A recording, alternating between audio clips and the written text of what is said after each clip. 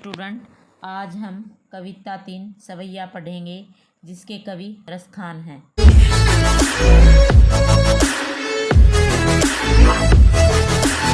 मानुष हो तो वही रसखानी, बसो बरज गोकुल गाँव के गवारन। जो पशु हो तो कहाँ बस में मेरो, चरो नित नंद की धेनु मंझारन। पाहन हो तो वही गिरी को, जो कियो हरि छत्र पुरंदर धारन। जो खग हो तो बसेरो करो मिली, कालंदी कुल कदम की डारन। यहाँ पर मानुष का अर्थ है मनुष्य, बसो का अर्थ है निवास करूं, गवारन का अर्थ है गवाल बाल, पशु का अर्थ है पशु या गाय, बस का अर्थ है बस, नित का अर्थ है नित्य, नंद का अर्थ है नंद बाबा अर्थात श्री कृष्ण के पिता, मंझारन का अर्थ है बीच में, पहन का अर्थ है पत्थर, हों का अर्थ है मैं, गिरी का अर्थ है पर्वत, हरि का अर्थ है श्री कृष्ण भगवान, छत्र का अर्थ है छत्री, पुरंदर का अर्थ है इंदर, खग का अर्थ है पक्षी, कालिंदी कुल यमुना तट, कदम एक वृक्ष का नाम। यहाँ पर कवि रसखान अपनी अभिलाषा व्यक्त करते हुए कहते हैं कि यदि वे अगले जन्म में मानव जीवन प्राप्त करें तो उनकी इच्छा है कि वे ब्रज क्षेत्र के गोकुल गाँव के ग्वालों के बीच ही विचरण करें।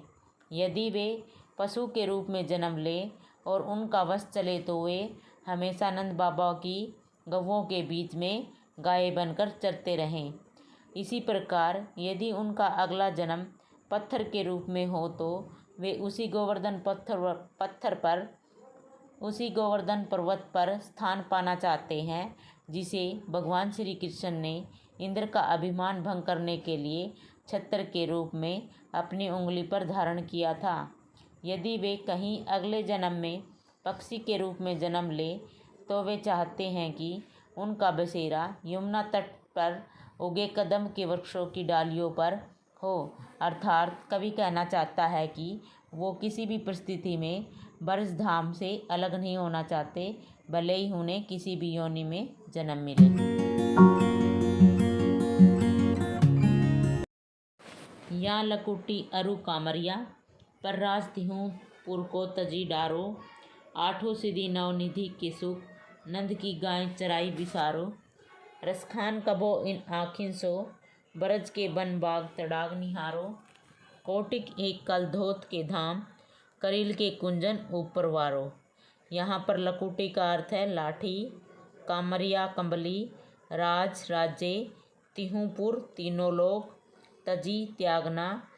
बिसारो भुलाना, वन जंगल, बाग उपवन, तड़ाग तालाब, निहारो देखना, कोटिक करोड़ों, कल धोत सोना चांदी, धाम भवन, करील कटीली झाड़ी, कुंजन उपवन। इस सवैये में कवि अपनी अभिलाषा व्यक्त करते हुए कहता है कि वह श्री कृष्ण की लाठी और उनके द्वारा ओढ़े जाने वाले कंबल के बदले तीनों लोकों के राज्य को भी न्यौछावर कर सकता है। अर्थात कवि तीनों लोकों के राज्य को भी त्याग सकता है तथा इस कार्य से मिलने वाले सुख पर वह आठों सिद्धियों और नवनिधियों से प्राप्त होने वाले सुख को भी न्यौछावर कर सकता है। कवि इच्छा करता है कि वह कब अपनी आँखों से ब्रज के वन उपवन और सरोवरों के दर्शन करेगा। पुनः कवि कहता है कि वह ब्रज क्षेत्र में रहते हुए अपने सोना चांदी के बने राजमहलों से प्राप्त होने वाले सुख को भी कांटेदार झाड़ियों पर न्यौछावर कर सकता है। और कवि पुनः कहता है कि उसे असीम सुख की प्राप्ति होगी अगर उसे ब्रज क्षेत्र की कांटेदार झाड़ियों में रहने का मौका मिले। वह तो केवल कृष्ण की तथा नंद बाबा की गायें चराकर सुख प्राप्त करना चाहता है तथा कांटेदार कटीली झाड़ियों को देखता रहना चाहता है। पंखा सिर ऊपर राखियो, गुंज की माला गरे पहरेगी, ओढ़ी पीतम्बर ले लकुटी, बन गोदन गवारिन संग फिरोगी। भाव तो वो ही मेरो रसखानी, सो तेरे कह सब समांग करोगी। या मुरली मुरली धर की आराधन, धरी अधरा न धरोगी। यहाँ पर मोर पंखा का अर्थ है मोर पंख,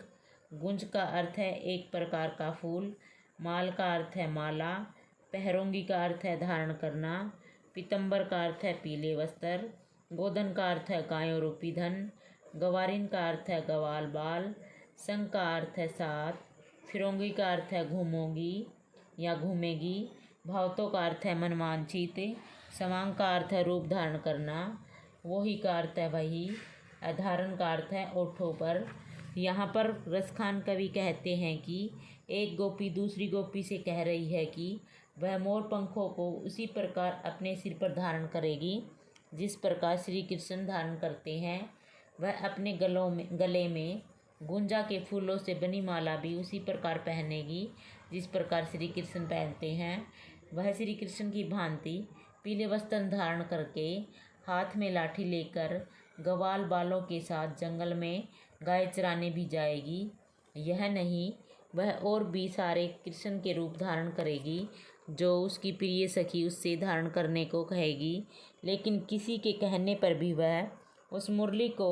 जिसे भगवान श्री कृष्ण अपने ओठों पर धारण करते हैं अपने ओठों पर धारण नहीं करेगी। कहने का भाव यह है कि गोपी को भगवान श्री कृष्ण की हर छवि प्रिय है, अर्थात उसे हर छवि पसंद है, पर हर संबंधित वस्तु भी प्रिय है, परंतु उन्हें उनकी मुरली अपनी सोतर नज़र आती है,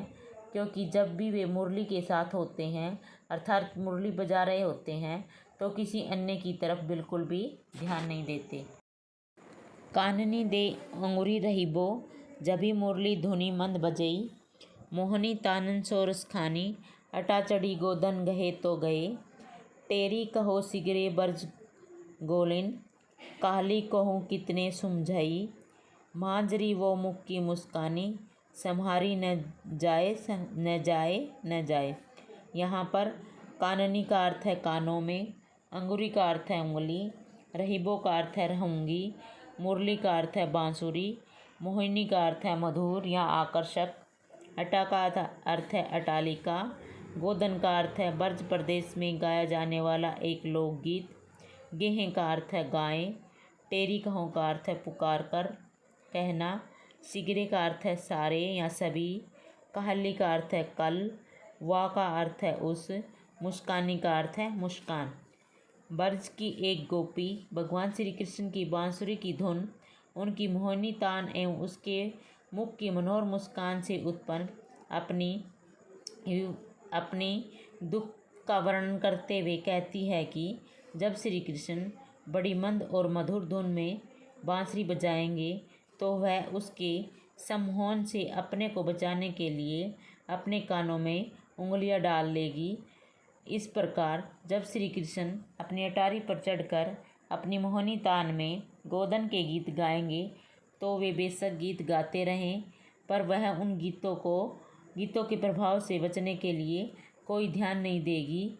लेकिन जब वह गोपी सारे ब्रज के लोगों से पुकार कर कहती है कि कल चाहे उसे कोई कितना भी समझाने का प्रयास करे, परंतु यदि उसका सामना कहीं श्री कृष्ण से हो गया और उसके मुख की मधुर मुस्कान देख ली तो वह मधुर मुस्कान उसे संभाली नहीं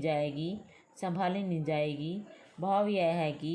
कृष्ण की बांसुरी की मधुर ध्वनि और गोदन की मोहिनी तान इतनी प्रभावशाली नहीं है जितनी कि उसके श्री कृष्ण की मुख की मुस्कान।